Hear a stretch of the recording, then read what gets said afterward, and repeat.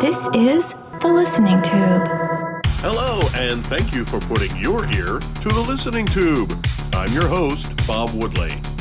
On this edition, we'll hear about a legendary duel, the Soviet Union's official propaganda machine, and ooh, did it just get cold in here? But first, Not the headlines! one of the reasons I started this program was because I was disappointed with the job the media was doing and how social media had become a poor replacement. We once had a respected profession that created legendary personalities like Walter Cronkite, who Americans knew they could trust to deliver the news as it was defined back then. That was before news and opinion got all entangled like it is on this program. A new study by the Pew Research Center asked almost 12,000 journalists in the United States what they thought of their jobs and their industry. The results are revealing. For the record, even though I'm a trained and award-winning journalist, I was not asked to be a part of the survey. The opinions expressed in the survey may not be the opinions of the program host. You see what I did there? If you lump all journalists together, they seem to be happy. Given the chance, 77% of journalists would pursue a career in journalism again. I gotta admit, journalism school was fun. 75% of journalists are extremely or very proud of their work. Those who are extremely proud of their work might have some ego issues, but it's easy to be very proud of your work when you're a journalist. Being a journalist gives you the opportunity to inform people in a way that may save their lives or entertain them. Both are worthy and rewarding. At the same time, 72% of journalists use negative words to describe the industry, with struggling and chaos being the most common descriptions. Journalists in the United States also consider it a major problem when people with the same political views get their news from the same source. In fact, the survey shows about 95% of journalists think it's at least a minor problem, with 75% saying it's a major problem. The rest of us are less divided on the issue, with 23% of us thinking it's not a problem at all. Still, most everybody thinks getting your news from one source is a bad idea. Us regular folk and the journalists who took part in the survey have different opinions about a couple things. Only half of us think made-up news is a big problem for the country, while 71% of journalists think so. Journalists have a less optimistic sense of whether or not the news they deliver will be believed by all as being accurate, while the rest of us are 10% more confident in a journalist's work than they are. We have more confidence in journalists than they have in themselves.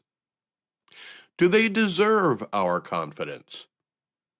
The survey showed that more than 80% of journalists believe they should keep their personal views out of their reporting. But at the same time, 43% say they are often unable to report a story without incorporating their personal views. Are you thinking what I'm thinking? Yeah, what's this Bob Woodley guy up to? In any case, journalists themselves think they're doing a much better job than the rest of us think they're doing. When it comes to covering the most important stories of the day, reporting the news accurately, being a watchdog of our government, recognizing the underrepresented, and managing or correcting misinformation, the press thinks they're doing a much better job than we think they're doing. The same Pew Research Center survey tells us that more than half of journalists think every side of a story doesn't deserve equal coverage. Upon closer examination, this is a loaded question. There's a difference between reporting two sides of a story and reporting every side of a story.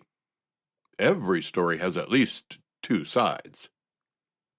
Two of those sides might be liberal and conservative. There might be other opinions about the issue that don't fall within the range of the generally accepted yet opposing viewpoints. Maybe it's a radical new theory of how to solve a problem, and we missed out on it because of our own ignorance, or maybe because it requires the harvesting of DNA from a monster from the future. So maybe not every side of a story needs equal coverage, but 76% of the rest of us believe in equal coverage. If you seek equal coverage, you're more likely to find it where older news traditions still exist, as online journalists were least likely to care about equal treatment. Radio and newspaper journalists were more committed to a variety of viewpoints than online, with television reporters the most concerned with equal coverage.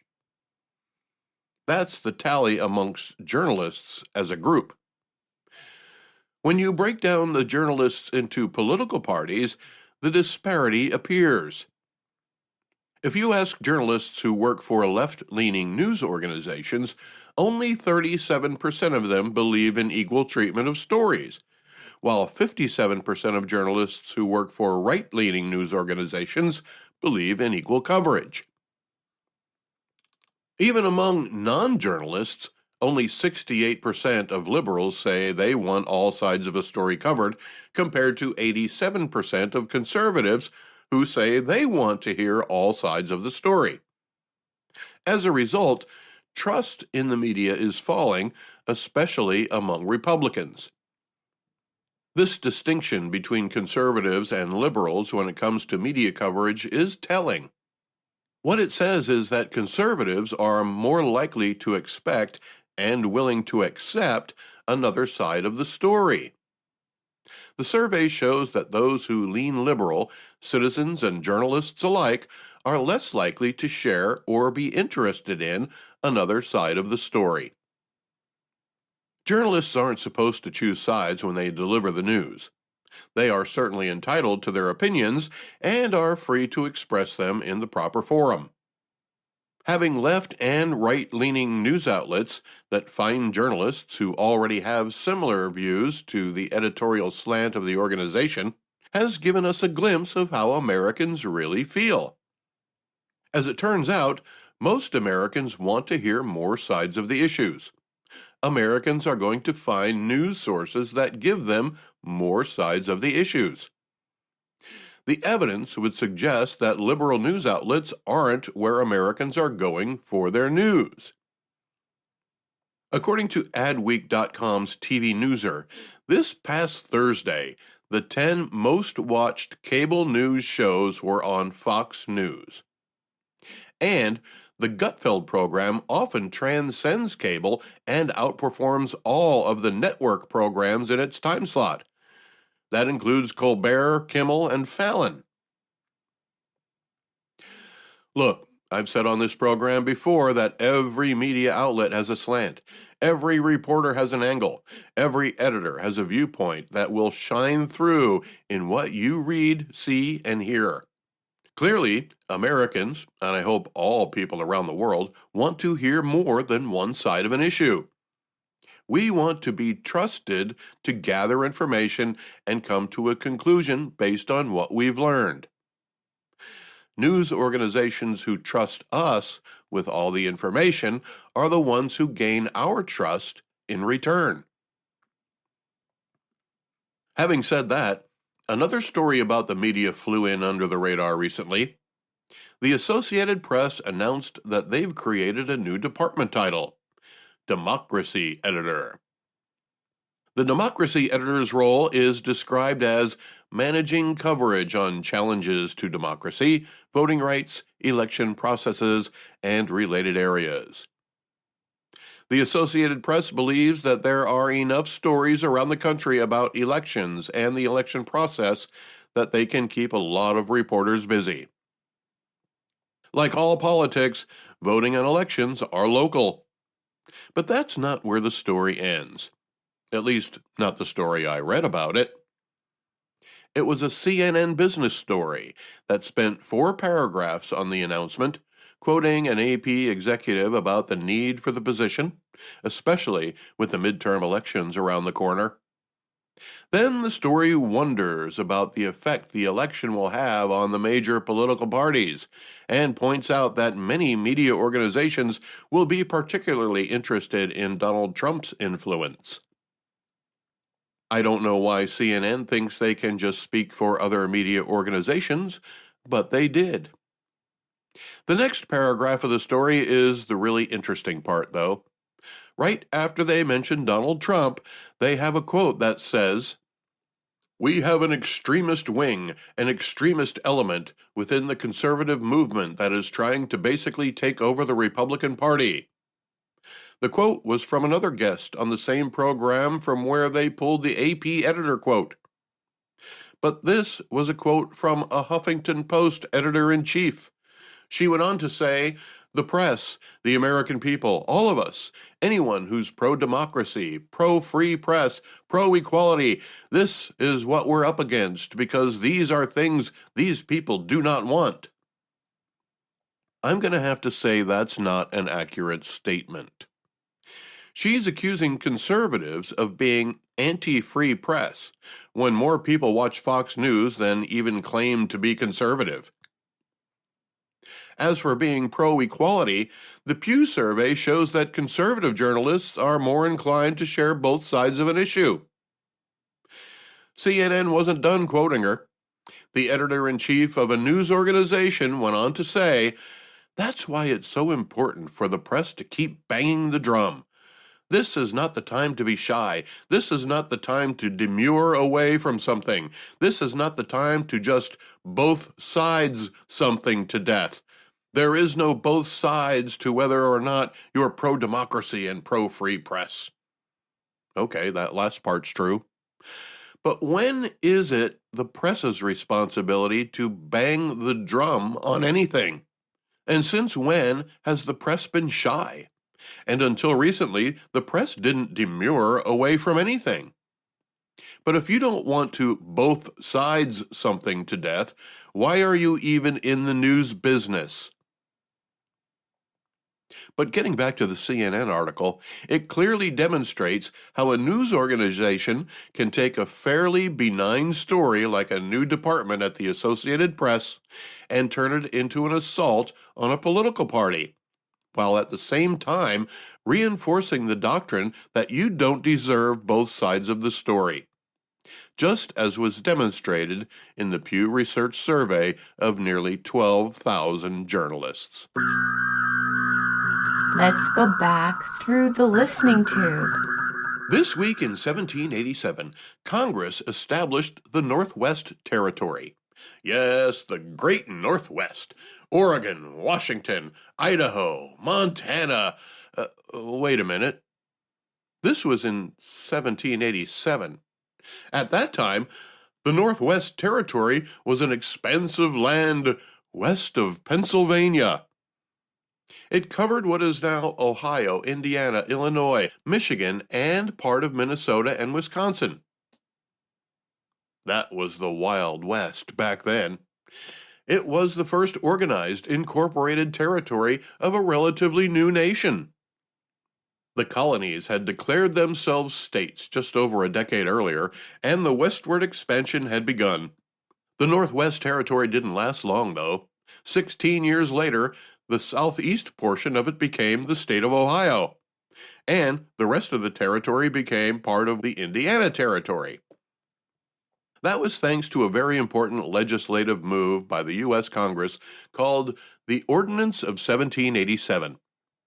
It established that all new territories would be under the control of the federal government, and that individual states couldn't expand their boundaries into a new territory. It established how the rest of the states would be created. Once a part of a territory was able to grow to a population of 60,000 people, it could establish boundaries and apply for statehood. A new state would have equal rights and responsibilities in the Continental Congress as the 13 original states. The Ordinance of 1787 did more than that, though. It also established the concept that somebody who buys land owns that land in perpetuity, with the right to sell it or give it away.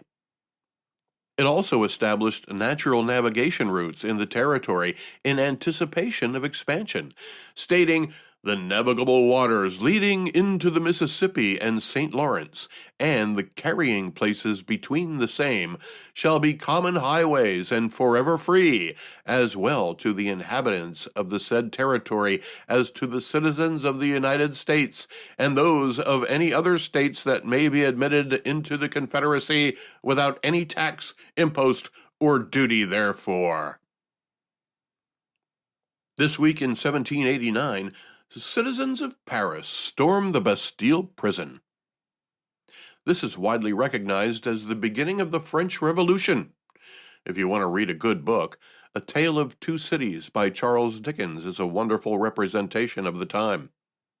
One of my English teachers made me read it in high school.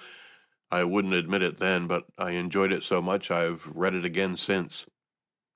But as much as Bastille Day is celebrated in France, it was a document that resulted from the unrest that I find most interesting.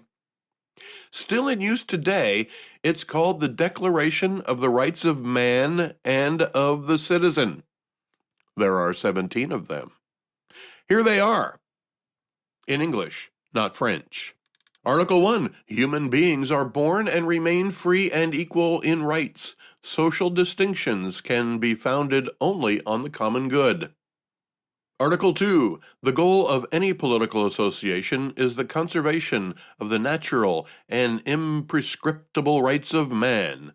These rights are liberty, property, safety, and resistance against oppression. Article 3. The principle of any sovereignty resides essentially in the nation. No body, no individual may exercise any authority which does not proceed directly from the nation. Article 4. Liberty consists of doing anything which does not harm others.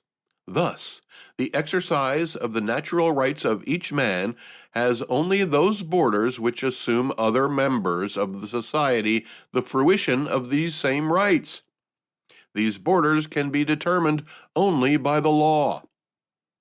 Article 5. The law has the right to forbid only actions harmful to society. Anything which is not forbidden by the law cannot be impeded, and no one can be constrained to do what it does not order. Article 6. The law is the expression of the general will. All the citizens have the right of contributing personally or through their representatives to its formation. It must be the same for all, either that it protects or that it punishes. All the citizens, being equal in its eyes, are equally admissible to all public dignities, places, and employment according to their capacity and without distinction other than that of their virtues and of their talents. Article 7. No man can be accused, arrested, or detained, but in the cases determined by the law, and according to the forms which it has prescribed. Those who solicit, dispatch, carry out, or cause to be carried out arbitrary orders must be punished, but any citizen called or seized under the terms of the law must obey at once. He renders himself culpable by resistance. Article 8. The law should establish only penalties that are strictly and evidently necessary, and no one can be punished but under the law established and promulgated before the offense and legally applied. Article 9. Any man being presumed innocent until he is declared culpable, if it is judged indispensable to arrest him, any rigor which would not be necessary for the securing of his person must be severely reprimanded by the law. Article 10. No one may be disquieted for his opinions, even religious ones, provided that their manifestation does not trouble the public order established by the law. Article 11. The free communication of thoughts and of opinions is one of the most precious rights of man. Any citizen thus may speak, write, print freely, except to respond to the abuse of this liberty in the cases determined by the law. Article 12, the guarantee of the rights of man and of the citizens necessitates a public force. This force is thus instituted for the advantage of all and not for the particular utility of those in whom it is trusted. Article 13, for the maintenance of the public force and for the expenditures of administration, a common contribution is indispensable. It must be equally distributed to all the citizens according to their ability to pay.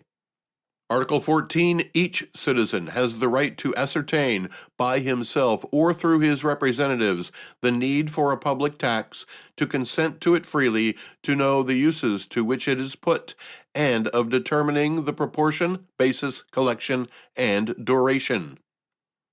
Article 15, the society has the right of requesting an account from any public agent of its administration.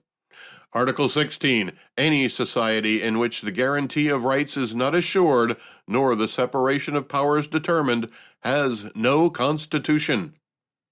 And Article 17, property being an inviolable and sacred right, no one can be deprived of private usage, if it is not when the public necessity, legally noted, evidently requires it, and under the condition of a just and prior indemnity. As you can hear, these articles are much like the Magna Carta, or the amendments to the United States Constitution comprising the Bill of Rights. What it demonstrates is that the people knew that there was a right way and a wrong way to be governed. There was no argument against being governed.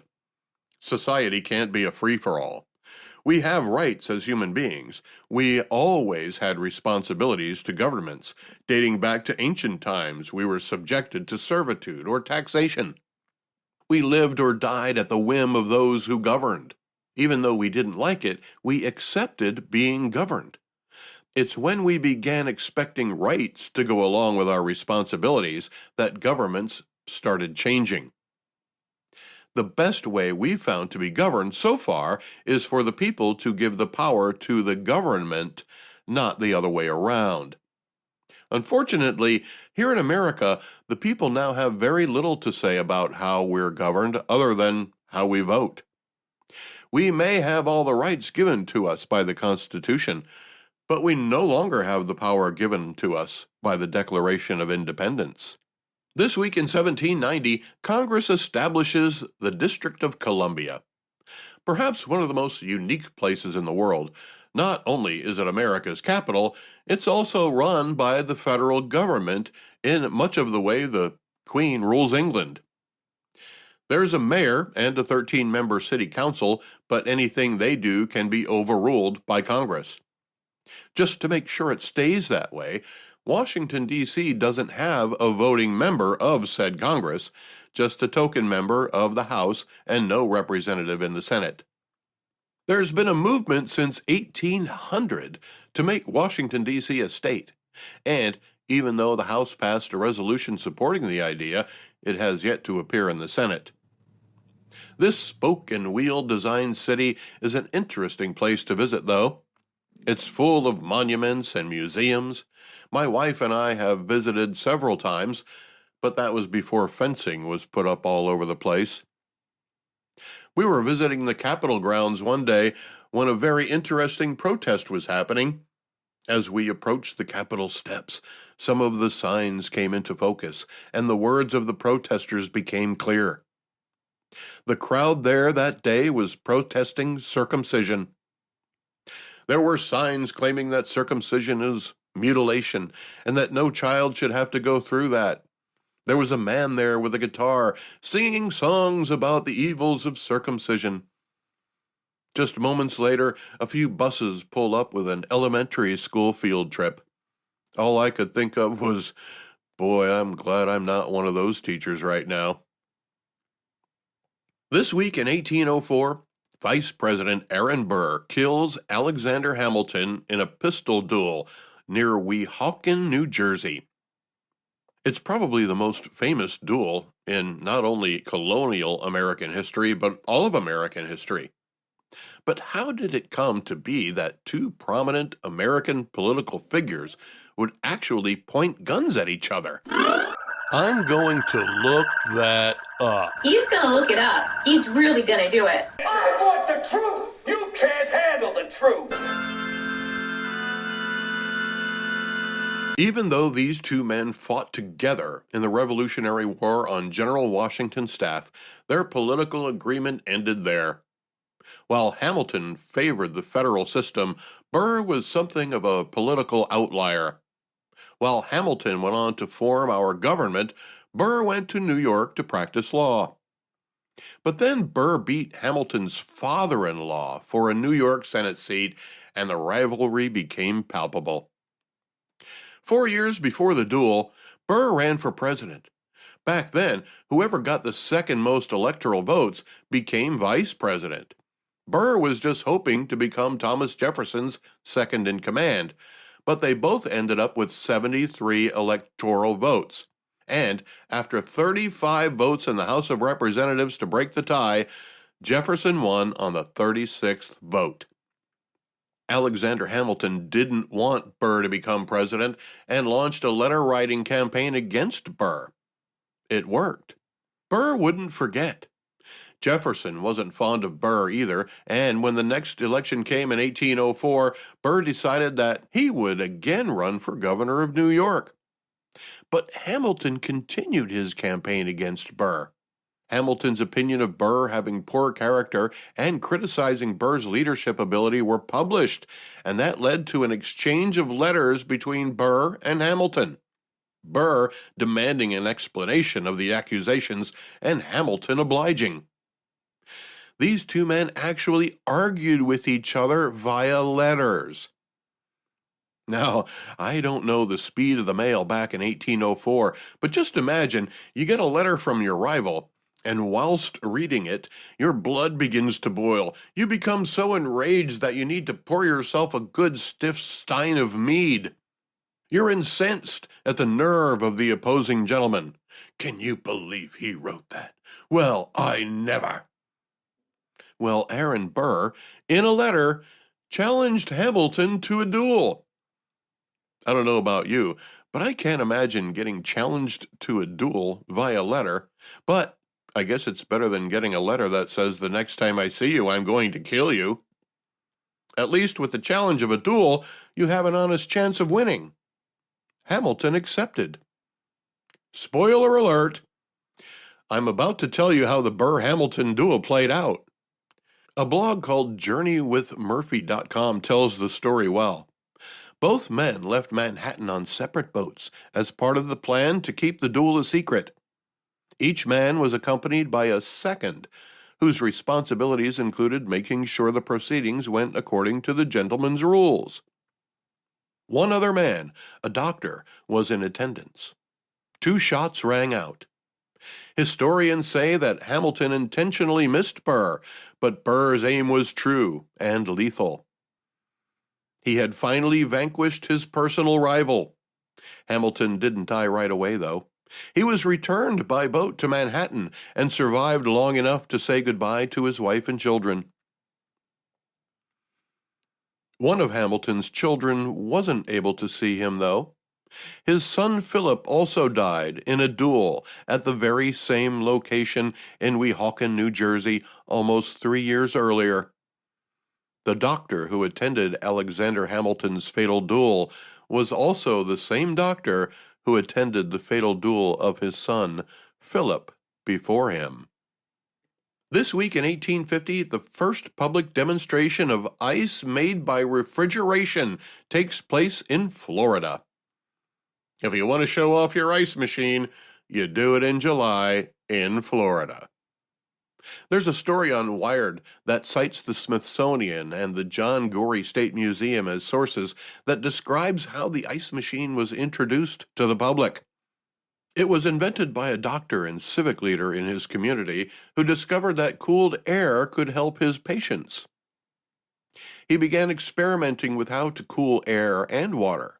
Back then, ice had to be transported from northern areas where nature provided the freezer. We could move ice to southern climates and store it in special ways to make it last longer, but in Florida, you would be running out of ice by the middle of July. Dr. John Gorey didn't introduce his ice machine as a medical tool. Instead, he used a social occasion to celebrate Bastille Day, given by the French consul. He first walked around a bit, sipping warm wine and complaining about it, then announced, "On Bastille Day, France gave her citizens what they wanted. Consul Rosen gives his guests what they want, cool wines, even if it demands a miracle." With that, in came waiters with bottles of wine on trays of mechanically made ice. Those in attendance were impressed. Smithsonian called the event the Chili Reception. Now who's cool? The good doctor's success didn't last long. He died broke 5 years later. This week in 1864, Confederate forces led by General J. Early began their invasion of Washington, D.C. It wouldn't be the last time Washington, D.C. was invaded. Most of us were alive for the last couple of times. This week in 1925, TASS became the USSR's official news agency. It still exists today, and you can go to their English-speaking website if that's the language you speak. It's certainly a different point of view than we get from the Western press.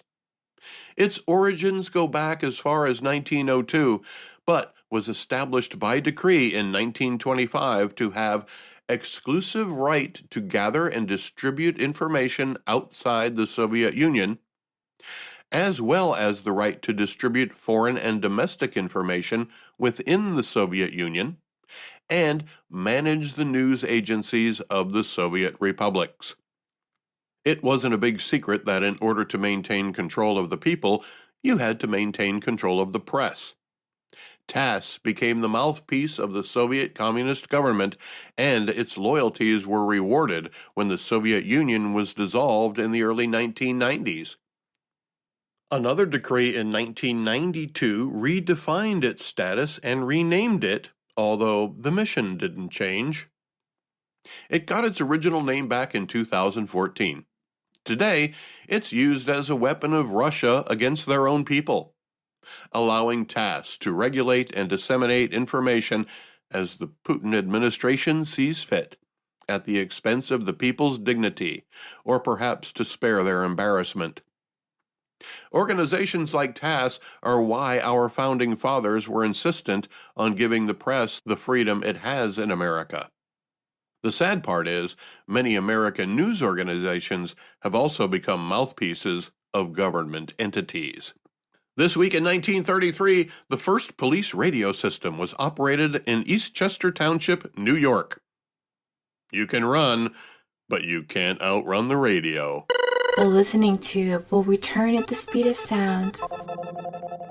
Contact the listening tube by calling 570-601-1101 or by email thelisteningtube@outlook.com. This week in 1975, Soyuz 19 and Apollo 18 launched, and they would meet in space 2 days later. This was the height of American-Soviet relations. From this point on, we figured we'd get along fine with the Russians. And we do, but only outside the planet's atmosphere and gravitational pull. Astronauts were the peacemakers then, and they're still keeping the peace on the International Space Station. Some people question why we should explore space. Maybe sending people out there is futile. There's just too much space between here and there. We can't travel at the speed of light, and even if we could, it would still take too long for humans to get anywhere. But do you know what can travel at the speed of light? Well, obviously, the answer is light. And if you said light, you are correct. Well, in case you didn't know, there's a new telescope able to capture light that hasn't even got to us yet. It's called the James Webb Space Telescope. 1,000,000 miles from Earth, the months-long mission is prepared to send back its first fully functional images this week. This next-generation telescope will bring the rest of the universe closer to us than any manned mission can do with our current science. The people who put it there aren't even sure what we'll discover. We might be able to peer into alien living rooms. We're still discovering things at the bottom of our oceans and in the depths of our jungles. Why would above us be any different? The Webb telescope will see things that our eyes can't, detect chemicals we can't smell, and almost taste the universe. It will be able to pinpoint stars and any planets that may be orbiting them, and measure the chemical composition of the atmospheres of distant objects. For now, it's the telescopes that explore the final frontier better than the astronaut. We might get there someday. In the meantime, we're all welcome aboard the exploration of our universe, able to go farther than 1,000,000,000 years could ever take you. At the speed of light, back in time, before that light was even supposed to get here, or after it had faded away. Because of our ability to share, we can all be explorers, and the people who brought you the James Webb Space Telescope are looking forward to bringing you along for the adventure. No additional G-forces required.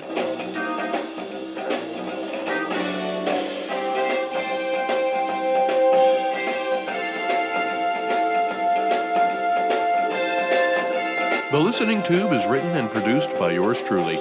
Copyright 2022.